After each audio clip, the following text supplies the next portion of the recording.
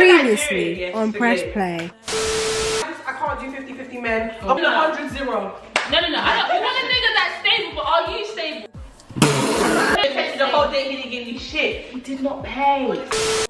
This time don't wanna waste my life thinking I found what's mine. You could be wasting time, I could be wasting mine on my line. Hi guys, and welcome back to my YouTube channel. Welcome back to Press Play.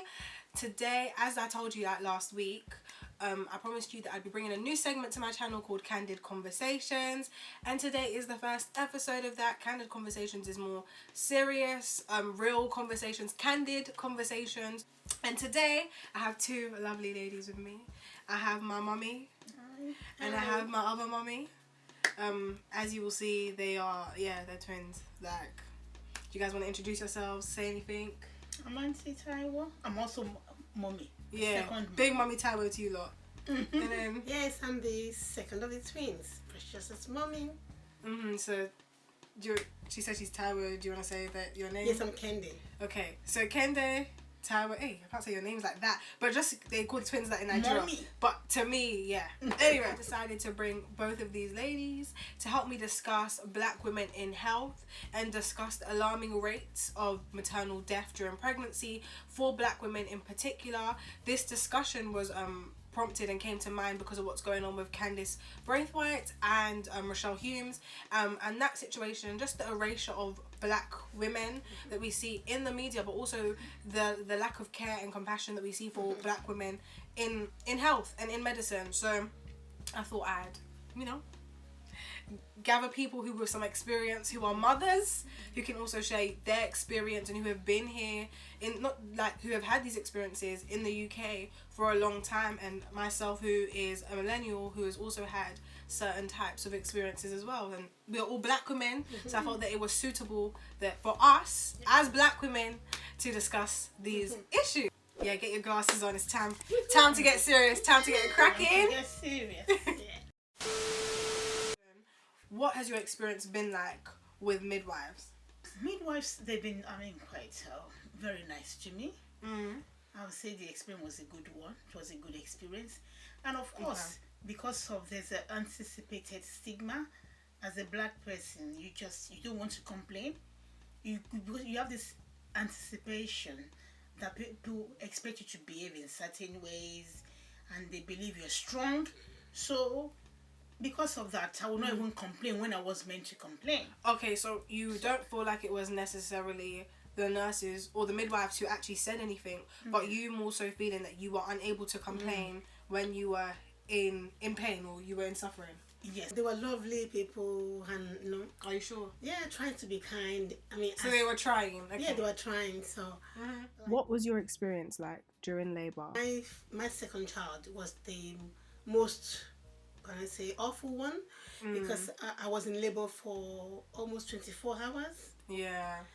And the doctors that were seeing me, they just thought, oh yeah, keep trying. Well, you have not dilated enough, keep trying. So keep pushing. Yeah, keep pushing and not the rest of it. But thank God, God sent a saver. A doctor just came in and said, oh, this woman has been trying for too long. Have you done an x-ray again? So when they did the x-ray, they actually found out that there was no way I could have pushed the baby out. Right. And the baby said he was flipped, wasn't he? The baby was actually flipped over. So I was pushing for nothing. So thank God for the x-ray that they did. It took them such a long time to do it. When they finally did it, so thank God. So that was the painful experience, because I was exhausted as well, and the baby was exhausted too. Yeah. So, but thank God. So that ties into labour. Yeah. My own experience was after I've given birth, because it was my first and it was a cesarean section. Because of this anticipated stigma. Anticipated stigma is the belief that prejudice, discrimination, and stereotyping will be directed at self from others in the future. That black women were strong. So I didn't even complain when I should complain. So you internalized it? Yeah, and it was anticipated as well for me, because I thought, don't complain, you're a black woman. Just, get on with it. Dress for yourself. Look after yourself. Look after your baby. Yeah. You're a black woman. If you complain, they will thinking you're asking for too much. Here she comes. Here she comes, black people. Yeah. So I just, even though it was my first, but I mean, got on with it. I've been having children for centuries. And to me, looking back, I should have complained. In fact, there was a particular day that I was crying because I needed help, but I didn't ask for help. Okay. I was by myself. What was this, after or during labor? After. Or when? After After the pain. Yeah, the pain. And I should have asked for help, but I God. didn't. I just thought, don't let me ask for help because I'm a black person. And I don't want to feel like I'm asking for too much or I'm not entitled. You didn't feel as though you were entitled to that treatment as well. Even though it was my first, but I just kept quiet. But looking back now, you women listening to us, black women, don't do that to yourself. Yeah. Because it's that's why some women, they die. You should speak out. As soon as. There's a saying that someone said I had on the telly. This woman, she said, it's okay not to feel okay. Yeah. Experience was that after you didn't feel like you could ask for help. Yes. But they also didn't want to offer the help as well. They won't offer. Okay. And your experience was that you felt that they allowed you to be in distress because they did think that you weren't, your pain tolerance was higher than normal. They did think that you could push out the baby, even though they could see evidently that you were in pain. Nobody makes white women feel like they can't ask for help. No one makes them feel like their hurt isn't valid or their pain isn't valid. And aside from us not being able to ask for help, like you said, the help wasn't offered, and that ties into the statistics. Like black women are 5 times more likely to die than their white counterparts. So even based on those statistics alone, we can see that there is an issue here, and it's clearly race, because that is what is different. So what makes doctors and physicians and nurses feel as though that the treatment, the way they treat black people or the way they treat white people, they don't have to treat black people, or black people aren't deserving of it, or because it's clearly killing us. So those notions are very problematic. But go on. Yeah, and connect. You said black women, they were 5 times more likely to die during pregnancy or childbirth in comparison to their white counterparts. And Asian women, they were just 2 times more. Yeah. I mean, not just 2 times more. I mean, it's still bad, but it's still bad, it's but not. 2 times It doesn't more. compare. And this is why I don't actually agree with the acronym, the BAME they use for Black, Asian, minority, ethnic, because we don't actually suffer the same thing. We don't. So I think, that acronym, they should just. It needs to die. It needs to die. It needs to die. It's got to go. I don't subscribe to it at all, because you're lumping all the people who aren't white and saying, oh yeah, all of you who aren't white, you're in one group and all your situation is the same. And I feel like it requires way more nuance than that. If you see that black women are dying 5 times more, Asian women's only 2, and Chinese women, it's even less than white women. We can clearly see that black women in this situation are suffering the most. And then you look at mixed race women, and you see that theirs is only, I think, 16. It was something like I'll put the stats up, but theirs is way below black women as well. Black women are suffering the most, and we're dying the most. And I think it's a very huge issue that needs to be to ask, what other experiences have you had in the NHS or in in health? I was pregnant with my first child. I mean, she's over 20 now. She's a young adult now. At that time, the doctor, when they said that something happened to the baby, it wasn't said with any compassion, with any. They just thought he just said it. I knew it was, bearing in mind that she's a black woman, she can take it. And even when they made a mistake, and later he called my husband and myself into a room to apologize, even the way he said it, to me, it wasn't that nice. It was, we were called into the room as if they wanted to tell us something negative. But here, they made a mistake. They saw the wrong thing. So they thought there was something wrong with her, but there wasn't actually any issue. Yes. It was maybe about a few weeks after that they realized that there was nothing wrong with the baby, that they were wrong in what they saw. But the way they called us to the room, that was so insensitive.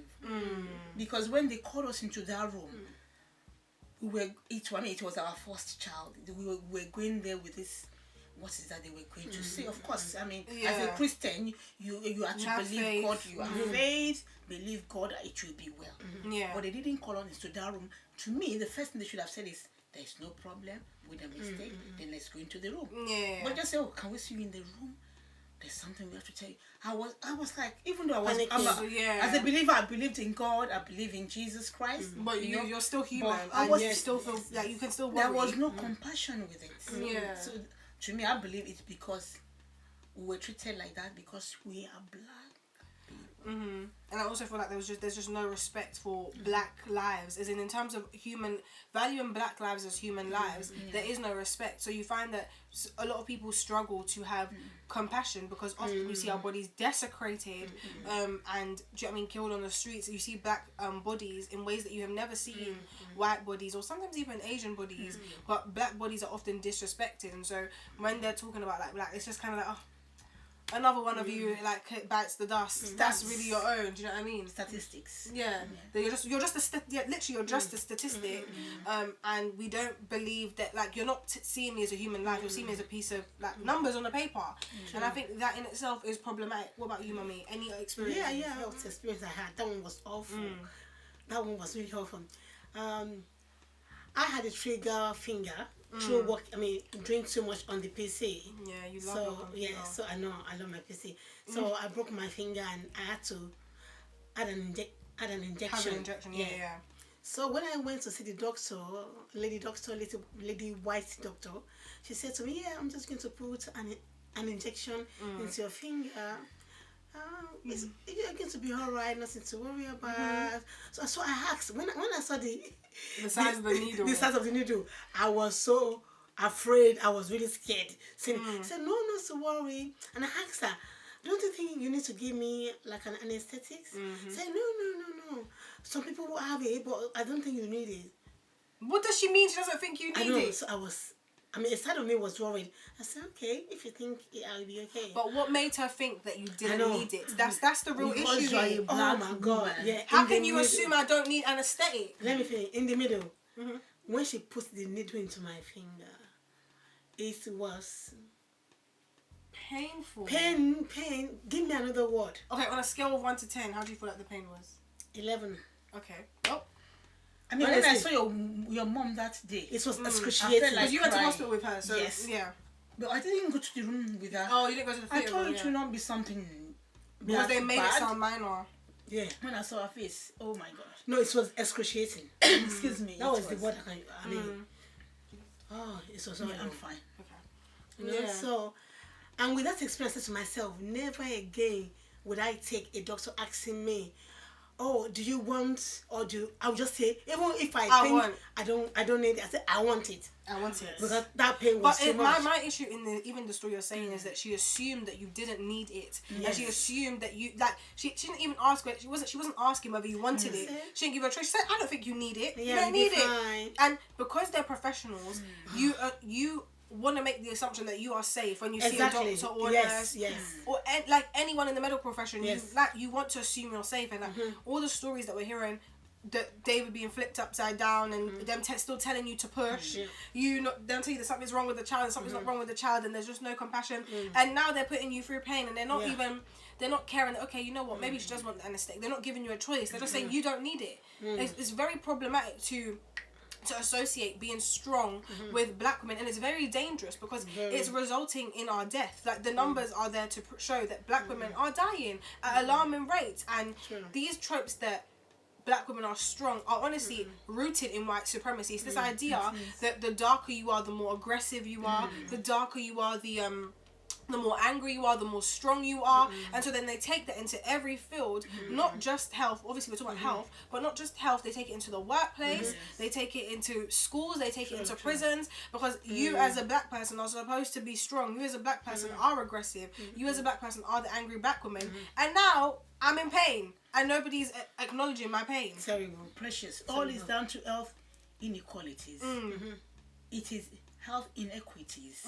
There's no equity. Because if a black woman will need £10, a white woman might need only £3. Yeah.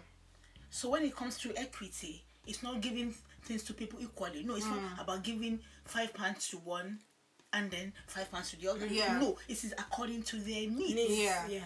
And that is very important. Like, if you if we have hope of leveling the playing field, then that means that when you're giving something to a black person and a white person, you may have to give the black person more because they genuinely need more in order to compete. Like, in order to give us a fighting chance, we do need to be given more because so much has been taken away from us as a community, and we are entitled to more. So I think that's very important what you mentioned about equity. Look at the case of COVID-19.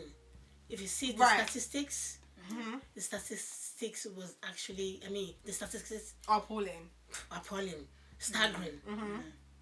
The number of black people that actually died through COVID-19. Why?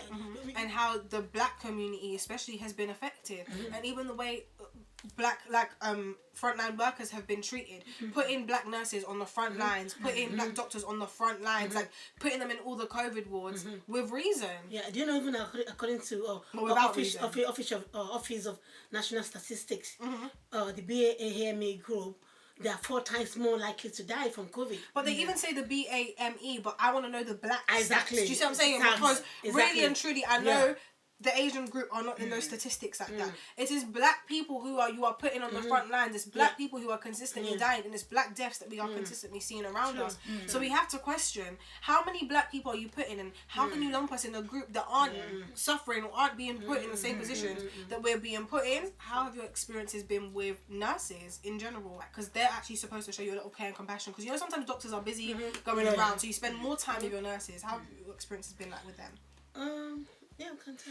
Not my own experience per se. It's a sister that is close to me, and she was going to be examined by a nurse. The nurse did not tell her that the examination would be very painful, so she didn't ask for any help. And so it was after the examination she thought, oh my God, that was so painful. And during as well. Yeah, but prior to the examination, no one said to her, look, you're going to feel the pain. This is a painful procedure. They didn't say to her, oh, get someone to be by your side or something like that. So they just assume because you're black, you should be able to. And you're not going to feel pain the way a white woman is going to feel pain. And it's very dehumanizing to assume that black women don't feel pain in the same way. And it's just not true. I don't understand. If you think I'm one of them babes, I don't like pain and I'm not good with pain. So to sit down and to assume, I even know with our doctor, and he's Asian, which is another reason babe needs to die, because he's Asian, and the amount of times that we have gone to him and we have had to exaggerate our pain before he does something. Doctor, I need XYZ. He's saying, I don't think you need it. I'm telling you I'm in pain. You're telling me I'm not in pain. You can't tell the patient what their pain level pain is. is what the patient says it is. That's literally what it is. I say I'm in pain, I'm in pain. You don't know my body, you don't know how much pain I'm in, and you can't assume that because the colour of my skin is pigmented, the pain is less. That doesn't even sound logical. Does it sound logigical? The darker you are, the less pain you feel. Exactly. Because that is how they've been practicing, and that is a very big part of the problem. I was also going to touch upon, but since we're talking about pregnancy and all that stuff and how this conversation arose, what are your thoughts on the situation of Candice Brathwaite and Rochelle Humes? And obviously, I explained to you what happened, and I showed you the videos and the conversation, and even with that, I feel like it's very important to acknowledge that mixed race women are not black women. Mixed race women are mixed race women. That is what they are, and it's very annoying, and it's very disrespectful to make it seem that any minority ethnic can just fit into the black group. Like, that's just not how it works. Like, you are a mixed race woman, and you're like, if you're a mixed race, I feel like your proximity to whiteness means that the way you are treated is often different and often better. So an example is when you look at the statistics that we were talking about of black women dying 5 times more, they show that mixed race women are dying way less than us. You see what I'm saying? Black women are dying at double the rate of mixed race women when it comes, over double the rate when it comes to maternal deaths. So there is a separate conversation for mixed race women to have, but it's not necessarily, it's not even in the black conversation and the black female conversation at all. Okay. Yeah, I think. So what I thought about the Candice issue, why did they ask Candice to come and undo these projects and do all the research and all the, all the work, all the groundwork. And then they went ahead without informing Candice, and they gave the project to another person just because she's a mixed race. I mean, to me, that is white supremacy. You might say, oh, Candice, you can say Candice is mixed race. But even then... No, Rochelle is mixed race. I mean, you can say Rochelle is mixed race. But even then, I mean, that's not right. She wasn't brought in to come and start the project. And again, if you want to bring somebody in, why not call Candice to let her know that, oh, we just thought for some reason and discuss it on the table. That listen, this is Rochelle. We feel like Rochelle would be better to present it for XYZ reason, rather than allowing Candice first and foremost to be blindsided with this on social media. Yeah, go for it. I just believe this was pre-planned. Pre-planned, yeah. Yeah, it was pre-planned. They just wanted to use Candice and then jump her. Yeah, they wanted to use her for her expertise. They knew what they were doing. They just wanted to use her brain, her experience, and then jump her. After that, just jump her. And that's what they did. Oh, that's common. Yeah. So it was intentional. Yeah, and the problem is that is common. Like, you feel like black women can be discarded, in they offices. can be disrespected, and you don't have any respect. And this is the real issue. You felt like she was something to discard when she was a very key part of that documentary. Being a black woman who has gone through that situation and made a career of being an activist for the black community, of speaking out for black women in particular. That has been her career. Rochelle Humes I've never seen her speak on race. The most she spoke on race was the Black Lives Matter stuff, and she put up a black square on Instagram. That's not doing that much. You also supported your sister while dating a racist on national television. What else do you do? Like, your husband said that he doesn't want to speak to the children about race, so why on earth would you be the one to lead a documentary on black women when you... First of all these championing black people has never been your bag, and furthermore, you're not even a black woman. Like, it's ridiculous to me. You're not even a black woman, and this is for black women making not just black people aware, not just black women aware of what is going on and how on what massive scale it's happening on, but to also make other people aware. And I think that BBC, the excuse that Rochelle is more popular or that Candice was never in the running, it's some bull. Like, that's a lie. Like, there's no way that you called Candice for 9 months and she was never in the running to present the show, and you all of a sudden replaced her with a mixed race woman because of her proximity to whiteness, and you're going to say it's because she's more qualified for the... She's not more qualified for the job. Candice is a presenter, so she has that. She's an author, she has that. And she's an actress, she has that. Like, Rochelle could never fit into that box. And I just feel like, as a black woman seeing a mixed race woman on my screen, I don't know what me and this mixed race woman have in common when it comes to this topic. I honestly don't. There's nothing you could talk about. You might as well put an Asian woman on the screen. I mean, what you're saying is so true, because I remember when we first came to this country, I remember in the hostel we were staying, my twin and I, and also our church. There are these two young ladies who come to us. Oh, you have fair skin. Oh, you have the white privilege. We didn't understand until later on. So they felt like... Yeah, they felt like, oh, because of your skin, you will have some white privilege. Well, not necessarily white privilege, but you have some advantages. Some advantages. Because of the way white supremacy is set up. The lighter you are, the easier things are for you. Yes. As a dark woman, I'm not even that much darker than you lot, but the effects of colorism are still there. Do you see what I'm saying? And women who are darker than you, their experiences are horrific. Do you know what I mean? Like, I think I always explain to you that those women said that to you because they probably have noticed a trend that when they go for jobs, even if a black woman does get it, she tends to be a lighter skinned black woman. And so that's like, it's colorism.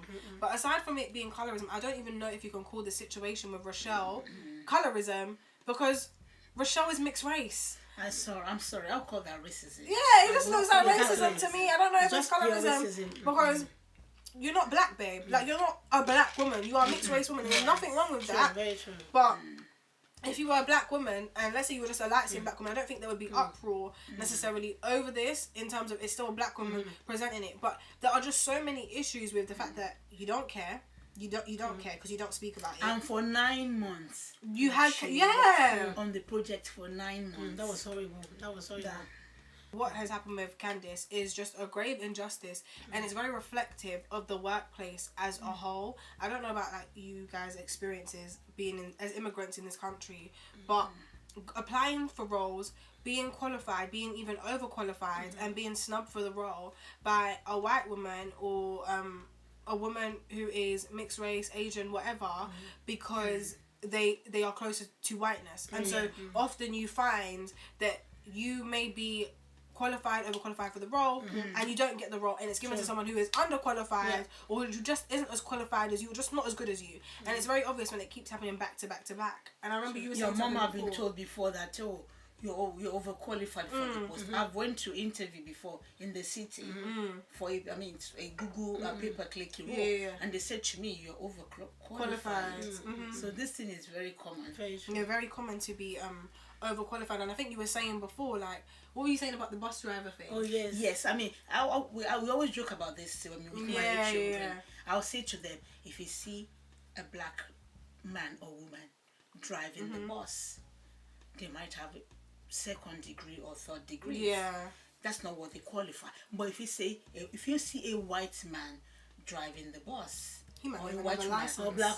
Yeah. I'll say, to be fair, I'll say that's what they qualify for. That's what they qualify barely for. just qualified Yeah, for that's that. what It's racism in a nutshell that we keep seeing in different forms and in different Very areas. And you find that especially in health, you will see some white doctors who try to use the excuse, well, black people, their diets aren't as good, or black people are just getting more infections during COVID. And when you hear stuff like that, once again, it's ignorant, and it's choosing to be belligerently ignorant, because you are putting black NHS workers on the front lines to deal with these patients. So of course they're going to be more prone to getting sick. You are putting burgers on every little corner of the black populated communities, and you're saying that they have worse health. You're putting all the processed foods. You don't see vegan shops in like certain areas. So true. And that's what they call obesogenic environment. Yeah. That is, I mean, from the word obese. Yeah. Obesogenic, Environment. obesogenic environment. That's it. When you go to that environment, you can see Burger King, McDonald's, chips and chips, different fries, and all the rest of chicken, Molly's. For example, and they were in Hackney. You can see all these. I mean, all these McDonald's, fish and chips, and all the rest of it. Oh yeah. Go to a very nice area in Palmer's Green or Muswell Hill or Knightsbridge. I mean, Vegan shops. yes, restaurants, good ones. With healthy unprocessed food, like fresh vegetables, fresh chicken, fresh meat. Yeah. And you know what? Another important point here is it's about social determinants of health. Who all should know about this? Social determinants of health, according to WHO, these are factors that affect people. Yeah. These are where people's income, housing, where they live, Income, housing, where they live. environment, Environments. all these factors Right.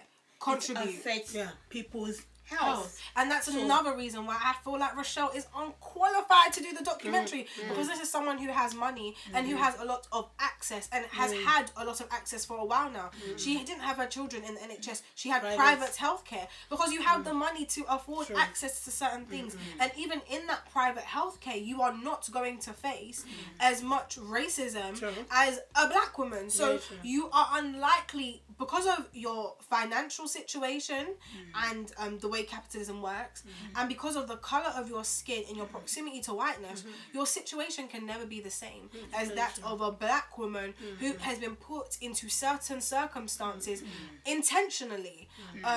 But to Rochelle's not even like, get her off my screen. She's talking about giving a platform to black women to talk about these issues, and I think that in itself is very condescending and disrespectful. You cannot take something and act as if you are the flipping savior of all by giving black women the opportunity to talk about a topic that is already very serious.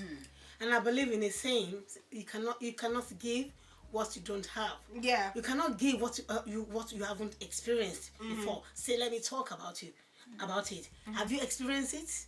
If no, then you're not meant to speak And not about even just it. that, can you ever experience it? She can never. You know, never. also like racism is also sometimes having the potential to experience certain things, and she doesn't have the potential to experience the things in Exactly. which we talk about. Like there is no potential there, and you're filling up a space. And what she's failing to acknowledge is she believes that she is giving the platform. And it's funny to me how mixed race people, white people, Asian people always think they are giving things to black people, as if black people don't have a space. Black people aren't entitled to anything. Let's give them this space. Let's help them do this. Let's help them do that. How about you stop invading our spaces, taking our places, and then after you finish stealing from us, you now try to act like you're giving us something. Do you guys see yourself within mixed race women? How would that happen? I'm just asking. Not at all. Mixed what? You see yourself, like if you see Rochelle Humes on the TV screen, do you see yourself in her? No. Not at all. How? So do you feel Why? like she should be even doing a documentary on black women? She shouldn't, because she's not black. Period. How do you feel like as black women our experience could be improved in healthcare, and what changes would you like to see? Well, for me, I do believe the policymakers, charities, stakeholders, healthcare professionals, all these different parts, they should work together in terms of addressing the issues And to protect black women, yeah. and to protect black women. So look at the deep root, the deep causes.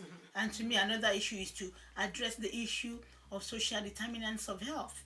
And these are factors like the environment, housing, income. And these are factors that affect people's health. These are the root causes of health inequalities that we have. Oh, people need to talk about it. Yeah. We need to come to the table and talk more about it. Yeah. Because when we keep quiet, then what we're saying is, oh, it's okay. It doesn't really matter. And these things, it matters a lot. Yeah. And So we need to discuss it. We need to talk about it. and even like bouncing off what you were saying, I feel like we need to be more comfortable with putting our feet down, like or our foot down as black women. We need to recognize that sometimes that we do have rights and we are important, even though society consistently tries to tell us we're not. We really are important, and our lives are precious and valued. I personally, the change I would like to see is touching on to Auntie's point before, equity. I feel like it's not equality we need, but equity. I feel like we need to give black people the opportunities to be on the same playing field. So let's say you have 1,000 white doctors, do you know what I mean? Then you might need 1,500 black doctors in order to combat the issue. So even little things like starting quotas for or grants to put more black people through med school, more black nurses, it's very important to have them, because it's time and time again has been shown that when black people have black physicians, their outcomes tend to be more positive and tend to be better. So I think it's very important to have black physicians in the health industry. I would also like to see the maternal death rate go down. I think that's a very big one. I'd like to see it go down, preferably tomorrow, but obviously I know change can't happen tomorrow. But I like to see it go down bit by bit, and I also feel like having more black doctors, more black midwives is a factor in that. For health professionals, nurses, doctors, midwives, they should have, key courses, like core courses, that deals with these issues, like, health, healthcare 101, which is health disparity. No, literally, I feel like the way even medicine is taught, it needs to be now taught from a different lens. Like England, the UK is so diverse that I don't see why people in med school are still being taught about medicine from the white lens. So even the way certain diseases and illnesses are diagnosed, they'll say, oh, we didn't recognize that you were sick with this because on white people it shows up differently. White people are not the benchmark, and so you need to look for how a person may be presenting with an illness when black, or when with more tan skin, and that is very, very important. Finally, are there any final thoughts that you would like to add as we're about to wrap up the video?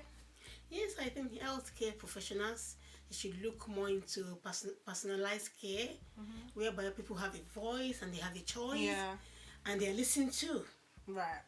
I mean, white women have that, just not black women, but for black women, hopefully, I do believe we all have to change our mindset. That's part of being this anticipated stigma, and part of it is to change our thinking. Not only black people, but white people as well.